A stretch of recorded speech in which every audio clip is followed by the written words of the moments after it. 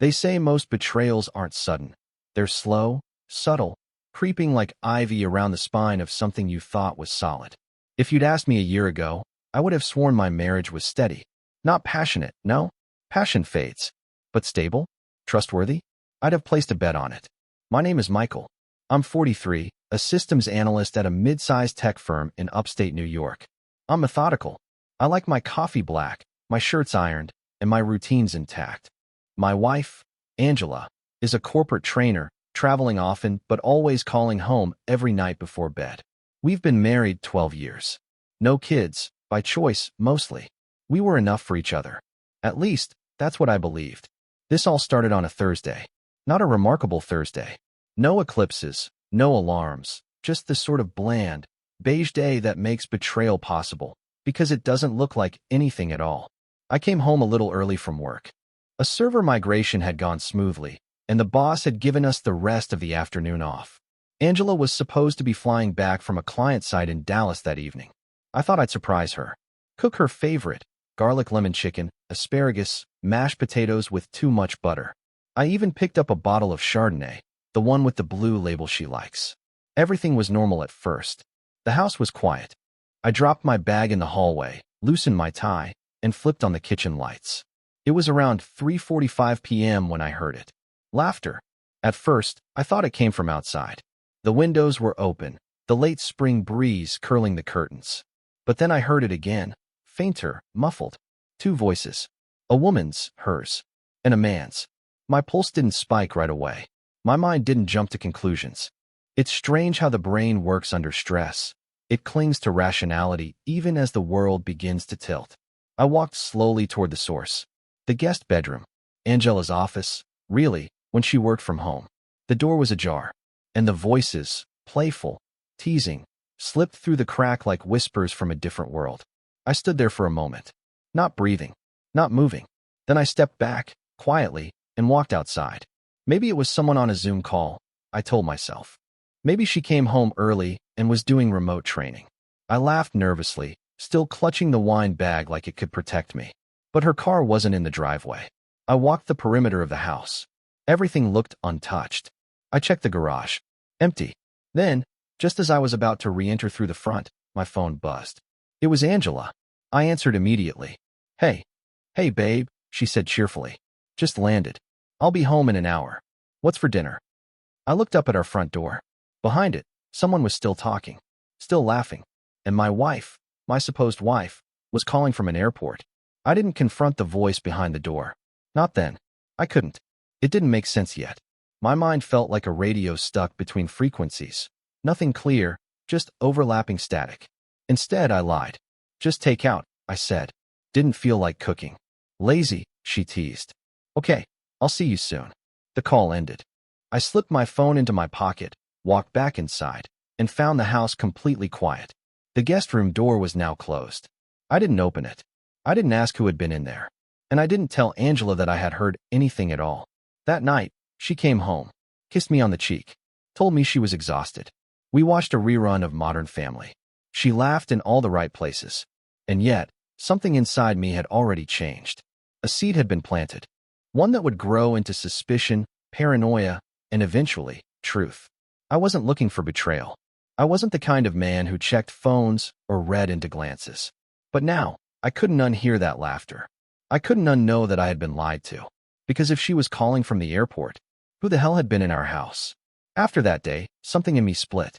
It wasn't rage. Not yet. It was more like a splinter of ice, thin but deep, lodged in the core of who I thought we were. The sound of that man's voice in my home, and Angela's laugh, unguarded, intimate, played on a loop in my mind. I didn't know who he was, or why he had been there, but the certainty I once carried, that quiet confidence in our marriage, began to erode. But I didn't confront her. Not directly. Not yet. Instead, I started paying attention. Angela's schedule remained the same. She traveled twice a month, mostly short trips, Chicago, Dallas, sometimes Atlanta. She always texted when she landed, called when she could. But now, I scrutinized every word, every pause. I found myself listening for hesitation, for cracks in the story. I wanted to believe I was wrong, that I had misheard or misunderstood. that there had been no man in our house. But she never mentioned coming home early. Not once. And she never explained how our guest room door had closed on its own. The first real crack came a week later. It was a Sunday afternoon, and I was organizing the attic. Spring cleaning had gotten the better of me, and I found myself knee-deep in old boxes, tax documents, Christmas decorations, forgotten photo albums. Angela was at yoga, a class she never missed. Or so I thought. I was lifting a box of books when something slid out from underneath. An old planner, leather-bound, clearly Angela's. I flipped it open. It was from last year. The months were filled with her distinctive cursive, meetings, birthdays, flight times. But then, wedged between a dinner with her cousin and a work trip to Tampa, I saw it. Lunch, D, 1 p.m., Decatur Cafe. Just 3 letters. D. I flipped forward. The name showed up again and again. Sometimes just D. Other times Dan, once DC. It wasn't a stretch. My stomach sank. I'd never heard her mention a Dan. I don't believe in coincidences. The following week, she flew out again. Another work trip to Dallas. I didn't stop her. I kissed her goodbye at the curb like I always did, watched her wheel her suitcase through the terminal doors. Then I went home and sat at the dining table for hours, just thinking. Not planning. Just trying to understand. Had it already been going on before that Thursday? Was I too blind to see the signs? Or had I simply refused to? My questions were answered, at least in part, the following Saturday. I came home from a run and dropped my keys on the hallway table. Angela was out, shopping with a friend, she'd said. I passed her work bag near the door, and something about it caught my eye. The zipper wasn't fully closed. I don't know what compelled me to check. Maybe I was just tired of wondering. Inside were the usual things: laptop, charger, gum, a spiral notebook. And tucked in the front pouch, folded neatly, was a receipt. Decatur Cafe. 2 entrees. 2 wines. 3:12 p.m. The date? That Thursday. The day I'd heard laughter in our house. I stared at it for a long time. My hands didn't tremble. My breath didn't quicken. I just felt hollow, like something vital had been scooped out of me. I put the receipt back exactly as I'd found it. Zipped the bag closed. And I waited. That night, Angela came home around 6. She kissed me, smiled. I was thinking we could do a movie night.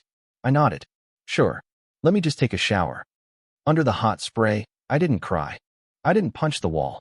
I simply stood there, my hands pressed against the tiles, letting the water drown the silence. She was lying to me. That much was clear. But the truth still danced just beyond reach. Who was Dan? What was he to her? A fling? A colleague? A secret flame rekindled? I needed answers. But more importantly, I needed control. And that meant one thing. I wouldn't confront her. Not yet. I'd wait. And when the truth finally came, when she stumbled or slipped, I'd be ready. Because the worst kind of betrayal isn't the loud, explosive kind. It's the kind that smiles at you across the dinner table. The kind that says, I love you, while hiding a secret behind its teeth. And now, I was listening. For the next 2 weeks, I watched my wife like a scientist studying a specimen under glass. Every move, every word, every carefully constructed detail of her day. I listened, I observed, and I waited. I wasn't angry. Not yet. Anger would have clouded my judgment. What I needed was clarity, proof, and a path forward. Angela, to her credit, never wavered. Her routine remained pristine. Her stories consistent. She was warm, attentive, even affectionate, as if nothing was amiss. But that's the thing about lies. They require constant maintenance. And eventually, something always slips. It came on a Wednesday. I was home from work early again. I hadn't told her. Just a random half-day due to a systems outage. I figured I'd surprise her, maybe catch a glimpse of the world she lived in when I wasn't around. But she wasn't home. I checked the garage. Her car was there. Her gym bag, too. The house, however, was empty. I walked through each room slowly. The bedroom was untouched. The kitchen smelled faintly of coffee and her vanilla body spray. Everything looked normal. Except one thing. The guest room window was open. Wide open. And the blinds were twisted, halfway bent as if someone had tried to close them quickly but failed to line them up. I stepped closer and saw faint impressions on the windowsill. A forearm, maybe? Fingers? The sheets on the daybed were rumpled. The blanket folded, but carelessly. A man's cologne hung in the air, subtle but distinct. Not mine. I didn't panic. I didn't even flinch. Instead, I turned on the ceiling fan and walked out. That evening, she came home around 6. She had a bag of groceries in hand and a smile on her face. "Hey, babe," she called out cheerful. "Guess what? I picked up the wine you like, the one from Napa." I met her in the kitchen, kissed her cheek, and asked, "Where were you earlier?" She didn't skip a beat. "Went for a long walk. Cleared my head." It was smooth, perfectly delivered, but too easy. "And before that?" I asked, pouring a glass of water. Angela paused for just a fraction too long. "Ran some errands. Nothing important." I smiled and took a sip. "Must have been a long walk."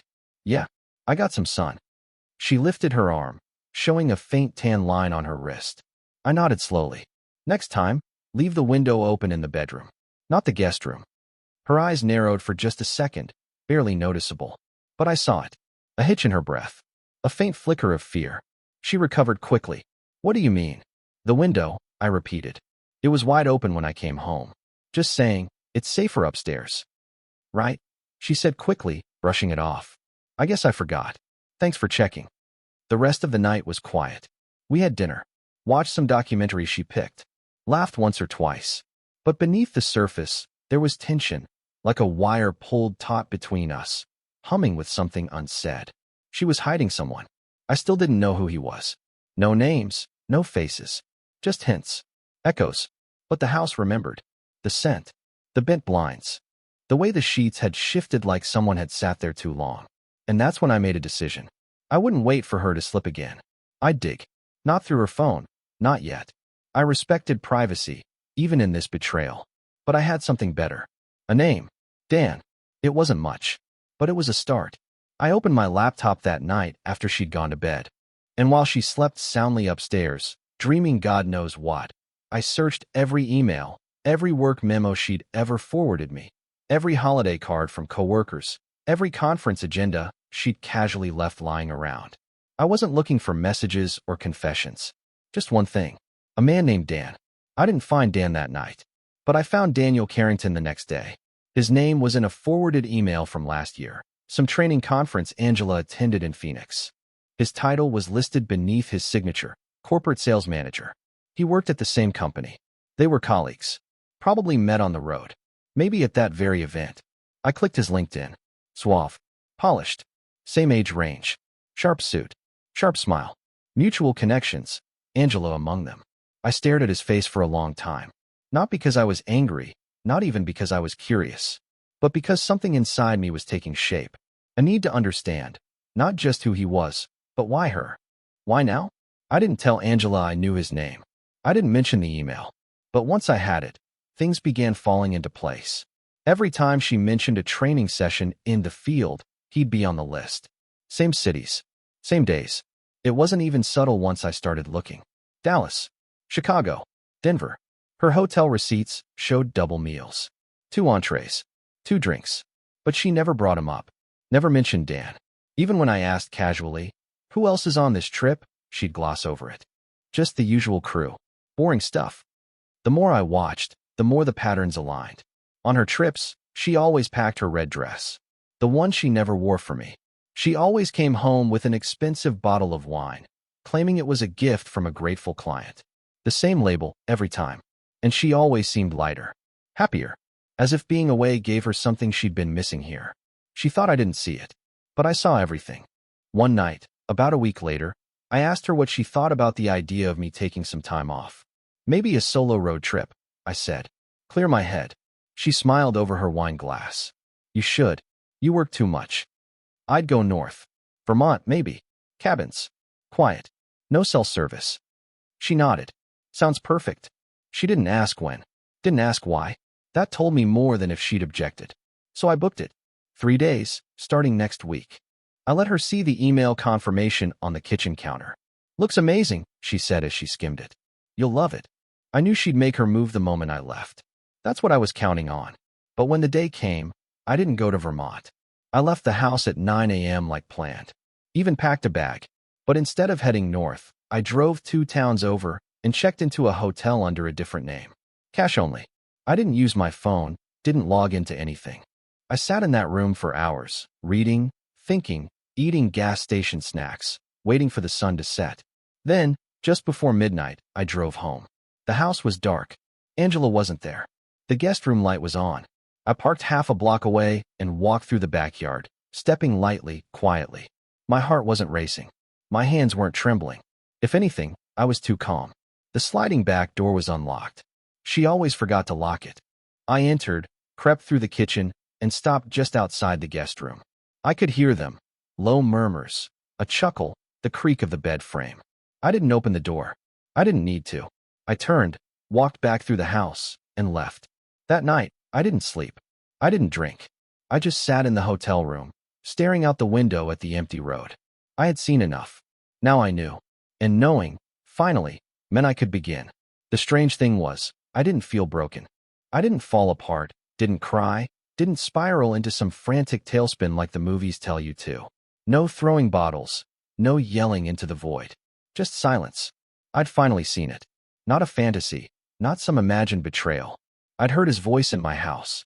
I'd seen the glow of the guest room light when she thought I was 100 miles away. Angela had crossed a line. And now, so would I? I returned home early that morning, just after dawn. Her car was in the driveway. I parked down the street again and waited. At 6:12 a.m., he left. I watched him walk out my front door like he owned the place. Wearing slacks, button-down shirt half tucked, a messenger bag slung over his shoulder like a college kid. I didn't confront him. Didn't even move. I wanted him to believe he was safe. I wanted both of them to feel like their little game was working. Because what I was about to do required patience, precision, and timing. I gave her that day to rest. Said nothing. Made no comments. No accusations. She woke up late, claiming she had a migraine. I made her coffee. Asked if she wanted breakfast. Played the part of the doting husband. She smiled faintly and said, "You're always so good to me." I almost laughed. Later that week, I started changing passwords. Bank logins. Insurance. The will. One by one. Quietly. Carefully. I didn't shut her out, just minimized her access. I didn't remove her name from everything. Just enough to protect what mattered. I was methodical. I'd been securing networks for 15 years. Securing my own life wasn't any different. Then I met with a lawyer. We sat in his office on a rainy Tuesday. He listened without speaking for the first 15 minutes as I laid out the situation. No hard evidence, no photos, no texts, just intuition, receipts, and a guest room that smelled like cologne. When I finished, he leaned back, nodded once, and said, "You don't need proof of infidelity to prepare for a separation. We can draft the contingencies now." And we did. I made sure the house, my house, bought before the marriage, was protected. I ensured that any accounts tied to my name were firewalled. But I didn't file. Not yet. Because something still didn't add up. Angela wasn't careless. She was too controlled for that. She knew I was observant. She'd lived with me for over a decade. She knew how I thought. So why risk bringing him here? Was it arrogance? Desperation? Or something else? I started watching more closely, not her now, but her past. I pulled out old photo albums, scanned her calendar histories, opened drawers I hadn't touched in years. That's when I found it, tucked inside a shoebox in the back of her closet. A postcard. No envelope. Just a faded message scribbled in blue ink. "I'll come back for you one day. I swear. D. No date. No return address. But the postmark said Madrid, 2009. 3 years before we met. I stared at that card for a long time. And something shifted in me. She hadn't just met this man. She'd been waiting for him. All this time. I placed the card back where I found it. She'd made a choice. She thought I wouldn't see it. Thought I'd never find the pieces. But now, I had the picture. She married me, while her heart belonged to someone else. It wasn't about cheating. It was about being the backup plan. I was the safe harbor while she waited for the storm to return. And it had. But the thing about storms, they don't stay forever. Eventually, they pass. And when this one did, I'd still be standing. She wouldn't. I started sleeping less. Not out of stress, but out of focus. My mind was sharper now, hyper-aware. Every movement in the house, every word Angela spoke, registered with more clarity than ever before. It wasn't about revenge, not yet. It was about understanding. And preparing. She still smiled the same way. Still asked me how work was. Still sat beside me on the couch and leaned into me like nothing had changed. But now I watched for the subtle cracks. The way she flinched when I asked about her schedule. The way her eyes darted away when I mentioned an old friend calling. She was living two lives, and I was done pretending I only belonged to one of them. One night, after she'd fallen asleep, I stood at the foot of our bed and watched her. She looked peaceful. Her breathing was steady, her lips slightly parted, and I wondered, did she dream about him? The next day, I called out sick, told my boss I needed a mental health day. I drove downtown and parked near her office, sat there with a coffee, and just watched. At 11:40 a.m., she walked out, sunglasses on, coat draped neatly over her arm. She looked radiant, effortless, happy. She met someone a few blocks down, tall, dark hair, business casual. No kiss, no touching, just a subtle smile and a knowing glance as they turned the corner together. I didn't follow. I didn't need to. Instead, I drove to the same cafe they frequented, the Decatur Cafe. I knew the manager from years back. We'd both played in the same city soccer league in our 20s. It didn't take much, just a bit of charm and a well-placed question. You get a lot of regulars during lunch? Oh, sure. That training company down the block. Always sending people in. There's one couple, comes in all the time. Blonde woman, tall guy. Always get the corner booth. He said it like he was talking about any other pair of co-workers. But I knew better. I left a generous tip and walked out. The walls were closing in, but not on me. Angela came home that night in a rush, apologetic, claiming a last-minute team dinner had kept her late. I just nodded and handed her a glass of wine. "Oh," she said, surprised. "You bought the Riesling?" "No," I replied. "You did. Last week.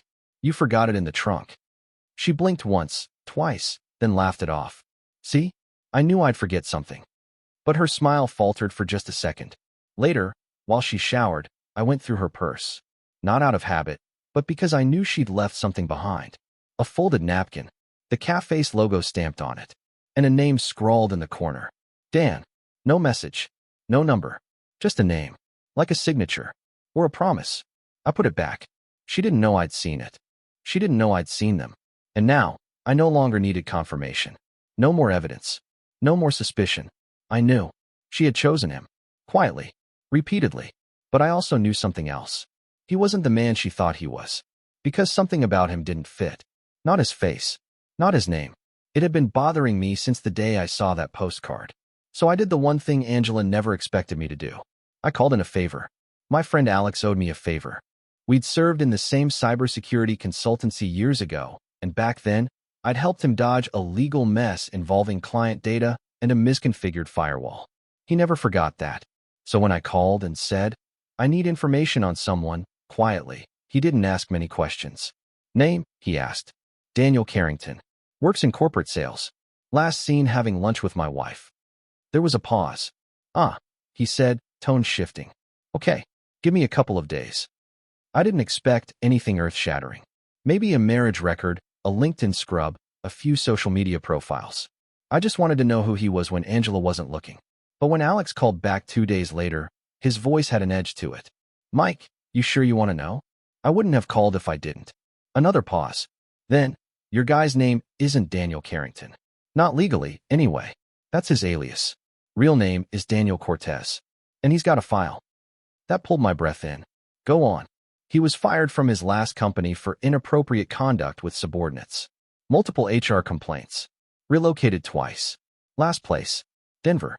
Vanished after a married employee accused him of emotional pressure. Everything slowed. Angela had brought him into our home. And he wasn't just a lover. He was a predator. A man who had perfected the art of stepping into fractured relationships and pretending to be what the other person needed. I asked Alex for copies of the complaints, anything public. He sent me a file the size of a novella, screenshots, statements, even a photo of Daniel standing with a woman whose face had been deliberately blurred. The pattern was clear: isolation, manipulation, escalation. Angela wasn't just betraying me. She was being groomed. She thought she was in control. She wasn't. I stared at the screen long after the last document had loaded. All this time, I'd been planning my next move based on the idea that Angela had chosen him. But now I wasn't so sure she ever had a choice. And that changed everything. That night, I didn't sleep. Not because I was angry, but because a new question had formed in my mind, and it wouldn't let go. Was she still in love with him? Or was she trapped in something she didn't even recognize? The next morning, I did something unexpected. I made breakfast. Waffles. bacon, sliced fruit, coffee brewed just how she liked it. Angela came down in her robe, hair slightly tangled, and froze at the side of the table. "What's this?" "Breakfast," I said simply. "You've been looking tired lately." She blinked, lips parting slightly. Thanks. That's sweet." We sat, ate, talked about nothing. Work, traffic, how cold the mornings were getting. I watched her closely. Every word, every expression, and I saw it. The cracks were deeper now. Her eyes were tired. Her smile didn't reach the edges. And when she reached for her coffee, her hands trembled slightly. "Something wrong?" I asked. She shook her head quickly. "Just work stress." She was lying, but not in the same way as before. This wasn't arrogance anymore. This was fear. She was unraveling, and I was starting to understand why. Angela didn't just cheat on me. She stepped into something far more dangerous than she understood. And now, she didn't know how to get out. But I did. I just needed one more piece. And it came, completely by accident. It happened on a Sunday afternoon. Angela was folding laundry in the living room while I cleaned the kitchen. We moved around each other like dancers in a familiar routine. Casual, normal, tired. I was drying a glass when I heard her phone vibrate on the counter. One buzz, then another, then 3 more in quick succession. I didn't reach for it. I didn't need to. She walked in from the hallway, still holding a towel, glanced at the phone, and froze. 5 messages from one contact. She picked up the phone slowly, her thumb hovering over the screen. I turned, watching her, not speaking. Her eyes met mine for the briefest moment. Then she turned away and said, "It's nothing." But the tone in her voice cracked. Something broke inside her just then. It wasn't fear, not shame either. It was exhaustion. She walked into the kitchen, leaned on the counter, and whispered, "I need to tell you something." I didn't interrupt. I didn't flinch. I just nodded. She swallowed hard. "His name is Dan," she said. "I met him 2 years ago, at a company retreat in San Diego." I remained still. He was charming. Funny. He reminded me of someone I used to love a long time ago. Her voice faltered. At first, it was innocent. Just talking. Then one dinner. Then more. I asked quietly, "You brought him here?" She nodded, eyes downcast. "Only twice. I thought you'd be gone longer. I never meant." "That's not the part that matters," I said. "Why him?" She blinked. "What?" I repeated, firmer now. "Why him, Angela? What made him worth risking this marriage? What made you open our door to him?" She didn't answer right away. Then, softly, "He made me feel seen. Like I wasn't just a checklist." "A checklist?" Her voice grew bitter. "Michael, you love routines. Schedules. Logic. I became one more line on your spreadsheet." Dan, he talked to me. Asked how I felt. Held my hand like it meant something. I nodded slowly. "And did it?" She hesitated. "I don't know anymore." I leaned closer. "You don't know, because it's falling apart, isn't it?" Angela looked up, surprised. I kept going. "He's not who he said he is. He has a history, abuse, emotional pressure. You think you chose him, but he chose you. He saw something in you, loneliness, dissatisfaction, and he used it." Her mouth fell open. "What are you saying?" I had someone look into him. Daniel Cortez. Not Carrington. Not some charming lost lover from your past. He's been through 3 companies and left chaos in each one. You're not the first. You won't be the last. Angela's face paled. She opened her mouth to speak, then closed it again. Then she sat down, silent. And I saw it, all of it, in her eyes. The realization, the regret, the fear. She had been used, not just by a lover, but by a fantasy, an illusion of escape from the life we built. And now that illusion had burned her. I sat across from her, calm, controlled. She whispered, "He's been calling a lot. More recently." I told him I needed space. But he gets angry, then apologizes. I didn't know. Now her hands were shaking. I spoke softly, but clearly. "You need to end it. Fully. Now. Before it goes somewhere darker. And you need to decide what kind of woman you want to be when this is over." Angela's eyes filled with tears. I was so stupid. I didn't offer comfort. "Not yet. You were selfish," I said. "But now you have a choice. You can be honest, for the first time in years. Not just with me. With yourself." She nodded. Slowly. Brokenly. "I want to fix this. Then you start by telling me everything." She did. Every message. Every lie. Every time she had told me she was working late. when she was really tangled up in a relationship with a man who had never planned to stay. And in that conversation, quiet, raw, full of bitter truths, I saw something shift in her. Maybe guilt, maybe clarity, or maybe, just maybe, the beginning of something real. The days that followed were strange. We weren't a couple. Not exactly. But we weren't separated, either. We coexisted in the same space. Quiet, careful, deliberate. The tension had changed. It wasn't deceit anymore. It was aftermath. Angela did what I asked. She blocked his number, deleted his messages, wrote out a letter, handwritten, no emotion, stating the relationship was over and to never contact her again. Then she mailed it. No email, no phone call, no drama. And for a while, things were still. But stillness isn't the same as peace. She started seeing a therapist. Said it wasn't just about Dan, it was about everything. About her own sense of identity. The years she'd spent performing stability instead of living it. I didn't comment. Just nodded. I wasn't ready to forgive her. That wasn't something I could offer easily. But I was willing to see who she became. She started talking more. Not about Dan. About us. About what we used to be before routine replaced connection. She cried, sometimes. Not dramatically. Not for pity. Quiet tears, like water slipping through cracks she didn't know were there. One night, I found her sitting on the floor of the guest room. Lights off. Just staring. I walked in and sat beside her. She didn't say anything at first. Then, this was the room, wasn't it? The moment everything changed? I nodded. I was so blind. I didn't respond. After a while, she turned to me. Why didn't you confront me right away? That night you came home. I looked straight ahead. Because I needed to see if you would destroy yourself, or if you'd stop. She didn't flinch. I almost didn't, she whispered. He made it feel like the world was brighter. Like you were the shadow. And now, she exhaled. Now I see it was the opposite. He was the darkness. You were the light I'd forgotten how to look at. Those words didn't heal everything, but they planted something. We kept talking. We had hard conversations. Nights where we sat at opposite ends of the house, not speaking. Mornings where she reached for my hand, and I didn't always take it. It wasn't about vengeance anymore. It was about honesty. Angela gave me access to everything. Her phone, her emails, her past messages. She let me see everything, not because I demanded it, but because she wanted me to. Not to prove anything, but to give me back a choice. Weeks passed. One evening, I returned home from work and found dinner on the table. Not extravagant, just pasta and garlic bread. But candles flickered beside it. A record played softly in the background. Something from when we first dated. Angela stood there, waiting. No words. Just hope. And I did something I hadn't done in months. I sat beside her, ate in silence, then looked her in the eyes. I still don't know where we're going, I said. She nodded. Me neither. But I'm willing to walk with you. If you stop running. Angela reached across the table. Her hand trembled. I placed mine over it. Not a full embrace. Not yet. But a beginning. And for the first time since the laughter in that guest room shattered my world, I felt something new rise between us. Not trust. Not love. But the possibility of both. We didn't fix everything overnight. Love doesn't grow like that.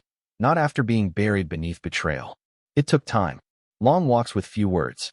Evenings sitting across from each other, talking about the early years, before the routines, before the silence crept in.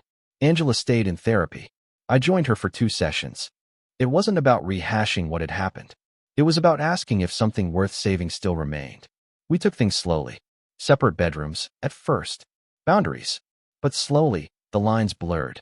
She started cooking again. Small meals. Thoughtful touches. She remembered how I took my coffee. I remembered the book she'd never finished and left it on her nightstand with a note. We weren't trying to return to what we had. We were trying to build something better. Or at least, truer. Dan never contacted her again. Maybe he saw her letter. Maybe he sensed the door had shut. Or maybe he found someone else to pursue. I didn't care. Angela apologized, more than once, but never as a way to end the conversation. She didn't ask for forgiveness. She earned it, little by little. One night, about 3 months after our confrontation, I found her sitting on the porch. It was late. Summer air still thick with humidity. She wore one of my old sweatshirts, her knees tucked to her chest. I joined her without a word. We sat there, listening to the cicadas. Then she turned to me. Do you think we'll ever be okay again? I didn't answer right away. Instead, I said, I don't want the old version of us. I want something new, something honest. She nodded slowly. Me too. Then she reached out and took my hand. Not forcefully, not with desperation, but with quiet hope. And for the first time, I didn't hesitate. We began sharing a room again, not as husband and wife, but as two people relearning each other. Not sleeping with tension, not faking closeness, just being near. A start. Months turned to seasons. Our families asked questions. Friends speculated. But we didn't owe anyone a story. We owed each other the truth. And that was enough. Angela changed. So did I. I stopped treating life like a checklist.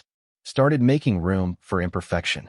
She stopped chasing fantasy and started confronting her own patterns, her craving for intensity over intimacy. We started dating again. Friday night drives. Sunday morning coffee on the porch. Simple things. Real things. Eventually, we started laughing again. Not forced. Not nervous. But earned. And one quiet morning, as I folded laundry beside her, she looked up and whispered, "Thank you for not giving up." I looked at her, this woman who had once broken me, and realized something quietly profound. We'd both been broken, but somehow, the broken pieces had started to fit together in a new shape. Not perfect, but strong. A few weeks later, I cleared out the guest room, took down the curtains, repainted the walls, replaced the bed with a writing desk and a small bookshelf. Angela walked in, eyes wide. "You're redecorating?" I nodded. "No more ghosts." She stood in the doorway for a moment, then stepped forward and wrapped her arms around me. And for the first time since everything began, we held each other not as strangers trying to make sense of the past, but as two people, flawed, bruised, but rebuilding, ready to face the future. Together.